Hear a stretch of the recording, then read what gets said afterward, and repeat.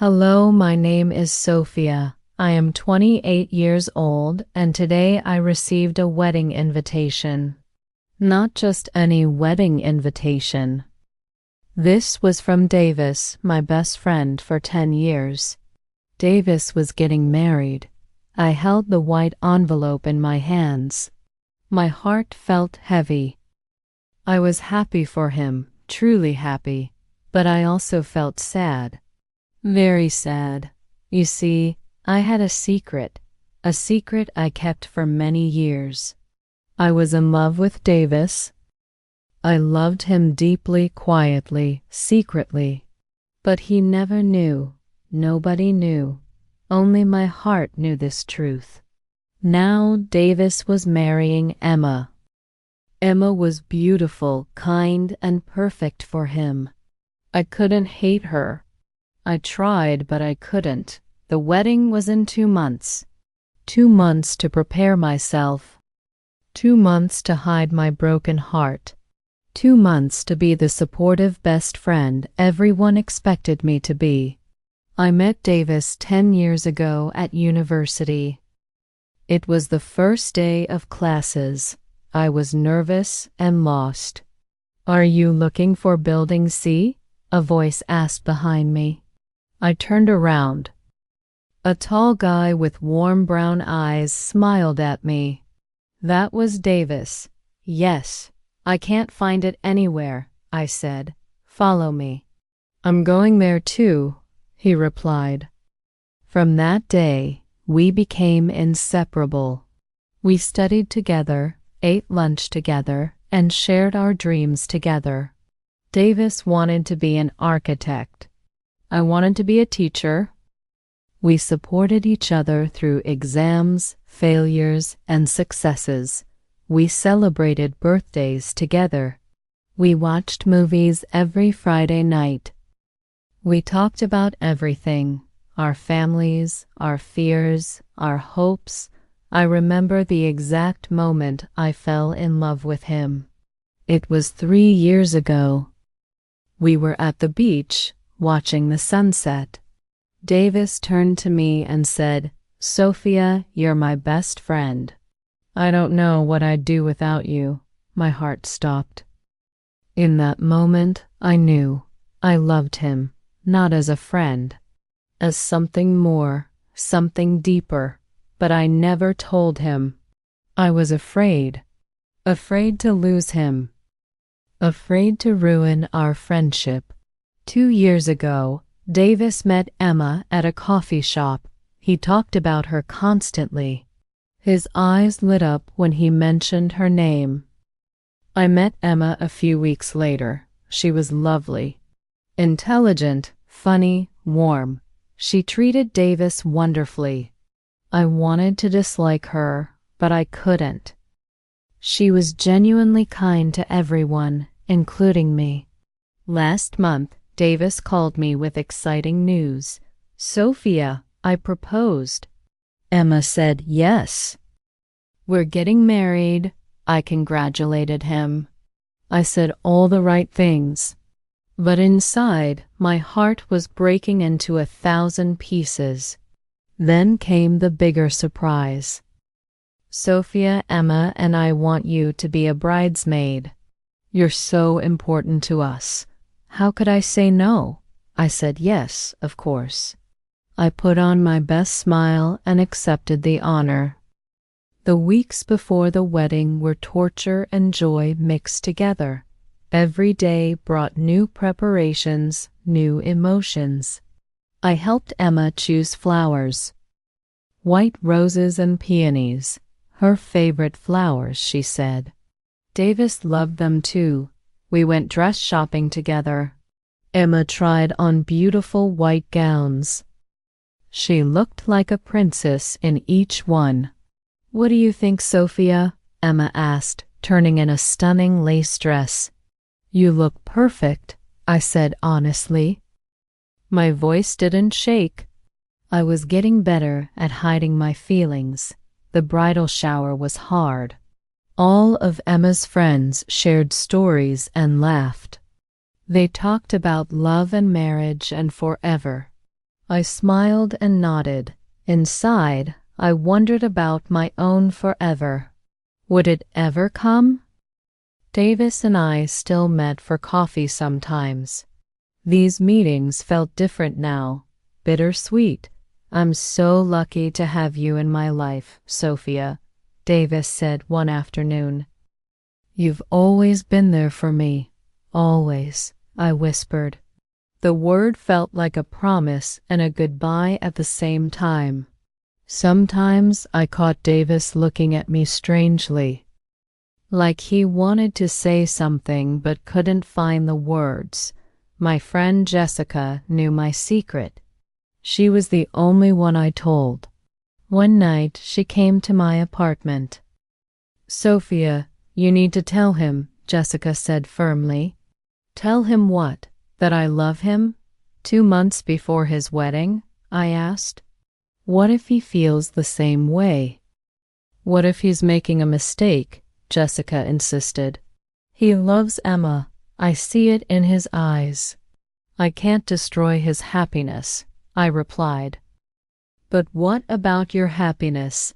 Jessica asked softly. I didn't have an answer. My happiness didn't seem important anymore. Davis's happiness was everything. The wedding rehearsal arrived. I walked down the aisle, practicing my steps. Davis stood at the altar, watching everyone with a nervous smile. That night, I couldn't sleep. I stared at the ceiling, thinking, should I tell him? Could I tell him? Morning came without answers. Just more questions and a growing pain in my chest. The wedding day arrived like a storm I couldn't escape. I woke up early, my heart pounding against my ribs. Today was the day. Today, Davis would marry Emma. Today, my secret would become a burden I'd carry forever. I arrived at the venue at 8 in the morning. The bridesmaids gathered in a large room decorated with flowers and mirrors. Emma looked nervous. Her hands shook slightly as she tried to put on her earrings. Let me help you, I said gently. I fastened the earrings and squeezed her hand. Thank you, Sophia. I'm so nervous, Emma admitted. That's normal. You're getting married, I said, managing a smile. Emma looked at me with tears in her eyes. I need to tell you something? I was worried at first. Worried about what? I asked. About you and Davis. You're so close. I thought maybe ... double quote. She paused. My heart stopped. Did she know? But then I realized, Emma continued, your friendship is beautiful, pure. You've taken care of Davis for years. You brought us together, remember? I remembered. 6 months before Davis proposed, I invited both of them to my birthday party. That's where their relationship became serious. I'm grateful for you, Sophia. Thank you for being such a good friend to both of us, Emma said. Guilt washed over me. Sweet, trusting Emma. She had no idea about my feelings. No idea about the war inside my heart. You deserve all the happiness in the world, I said, and I meant it. The photographer called us for pictures. Time was moving too fast. The ceremony would begin in 30 minutes. I walked to the bathroom to check my makeup. My reflection stared back at me. I looked beautiful in my bridesmaid dress, but my eyes looked sad. Someone knocked on the door. Sophia, are you in there? Davis, my heart jumped. I opened the door. Davis stood there in his tuxedo, looking handsome and anxious. Can we talk? Just for a minute? He asked. We walked to a quiet corner. The sounds of preparation faded behind us. I'm getting married today, Davis said, stating the obvious. I know, I replied, trying to smile. I keep thinking about everything, all our years together, all the moments we shared, he said. Me too, I whispered. Sophia, I need to tell you something. It's important, Davis said seriously. My heart raced. What was he going to say? Did he know about my feelings? What is it? I asked, my voice barely audible. Davis took a deep breath. He looked into my eyes. Sophia, Davis, it's time. We need you at the altar. Someone shouted. The moment shattered. Davis looked torn between staying and leaving. We'll talk after, okay? He said quickly, squeezing my hand before rushing away. I stood there frozen. What was he going to say? What did I almost hear? Music began playing. The ceremony was starting. I had to make a choice. Right now, this moment. Should I run to him?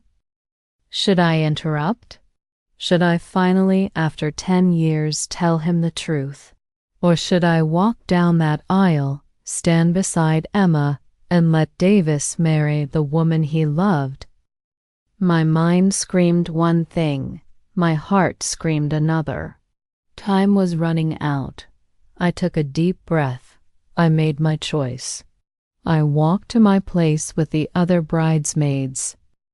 My legs felt weak, but I kept moving. One step, then another.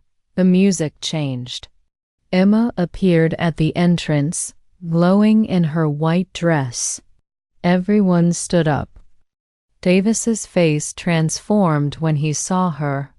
Pure love, pure joy, complete happiness, and in that moment I knew I made the right choice. This was where Davis belonged. This was his happiness. Emma walked down the aisle. I watched Davis watch her. There was no doubt in his eyes, no hesitation. Only love. The ceremony began. The officiant spoke about love, commitment, and partnership. Each word felt like both comfort and pain. If anyone has any reason why these two should not be married, speak now, the officiant said. Silence. Heavy, meaningful silence. Nobody moved. Nobody spoke. Including me. Davis, do you take Emma to be your wife? The officiant asked. I do, Davis said clearly, confidently. Emma, do you take Davis to be your husband? I do, Emma replied, tears streaming down her face. I now pronounce you husband and wife. You may kiss the bride. They kissed. Everyone clapped and cheered. I clapped too. Tears ran down my face, but everyone thought they were happy tears. Maybe they were. Maybe sadness and happiness could exist together. Maybe letting go was its own kind of love. The reception was beautiful. Lights twinkled everywhere. Music played softly. People laughed and danced. I gave my speech as a bridesmaid. I talked about Davis and Emma's love. I shared funny stories about Davis from our university days. To the happy couple, I finished, raising my glass. May your love grow stronger every day, everyone toasted. Davis caught my eye across the room and mouthed, Thank you. Later, Davis found me standing alone by the window. Emma was talking with her family. Sophia, about earlier. What I wanted to tell you, Davis began. It's okay. You don't need to explain anything, I said quickly. No, I do. It's important, Davis insisted. I wanted to thank you. Thank me? I asked, confused. For everything. For being my friend. For supporting me? for introducing me to Emma at your birthday party," he said. "I had forgotten that party 6 months ago. I invited both of them. They talked all night. Their relationship became serious after that. I almost didn't go to that party. I was tired from work. But you convinced me." "You said someone special might be there," Davis continued. "I remember," I whispered. I had been talking about another friend, but fate had other plans. "You gave me the greatest gift, Sophia. You gave me Emma. You gave me love," Davis said, hugging me tightly. I hugged him back. This was goodbye. Not goodbye to our friendship, but goodbye to my dreams. Goodbye to the what-ifs. Goodbye to the life I imagined. "I'm so happy for you," I said. And finally, I truly meant it. "Dance with me? One last dance as my single friend?" Davis joked. We danced. The music was slow and sweet. I memorized every second. This was closure. This was peace. "I love you, Sophia. As my best friend, you mean the world to me," Davis said. "I love you too," I replied. And I did. Just not the way he thought, and that was okay. The song ended. Davis kissed my forehead and returned to Emma. They looked perfect together. I watched them dance, truly happy. The pain in my chest was softening. Not gone, but gentler, bearable. 3 months have passed since Davis's wedding. I'm sitting in my favorite coffee shop, writing in my journal. Life continued after that day. The sun still rose. I still went to work. I still laughed with friends. But something changed inside me. I grew. I learned. I understood something important about love. Real love isn't selfish. Real love wants the best for the other person, even when it hurts, even when it means stepping back. I chose loyalty that day. I chose Davis's happiness over my own desires. And surprisingly, I don't regret it. Could things have been different? Maybe. If I had spoken 10 years ago. If I had been brave earlier, but I wasn't ready then. And by the time I was ready, Davis had found Emma. Life has its own timing. Some people might think I gave up, that I was weak, but I know the truth. Staying silent took more strength than speaking. I protected 3 people that day: Davis's happiness, Emma's trust, and our friendship. Davis and I still meet for coffee sometimes. Emma joins us often. Our friendship didn't end, it evolved. I can see them together now without pain. I can celebrate their joy genuinely. That's how I know I'm healing. Last week I went on a date, my first date in years. It was nice, different, new. I'm not ready for a relationship yet, but I'm opening my heart again, slowly, carefully, hopefully. Jessica was right about one thing. I do deserve happiness. Not with Davis, but with someone who chooses me first. My story with Davis isn't a tragedy. It's a lesson.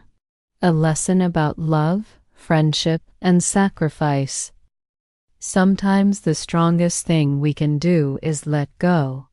Sometimes love means wanting someone's happiness more than wanting them. I learned that loyalty and love aren't opposites. They can coexist. They can guide us to make hard choices with grace. Would I change anything? I don't know. Maybe. Maybe not. The past is written. The future is waiting. What I do know is this: I'm proud of who I became. I'm proud of the choice I made. I'm proud of the friend I continue to be. This experience taught me about my own strength, about my capacity to love deeply and let go gracefully. I'm not the same Sophia who received that wedding invitation 3 months ago. I'm stronger, wiser, more open to life's possibilities, and who knows? Maybe my own love story is just beginning. Maybe someone is out there waiting to love me the way I deserve. Until then, I'm learning to love myself, to honor my feelings, to know that my heart, though bruised, is still capable of beautiful things. Thank you for listening to my story. If you enjoyed it and want to improve your English with more emotional stories like this one, please subscribe to the channel and watch the next story to learn even more.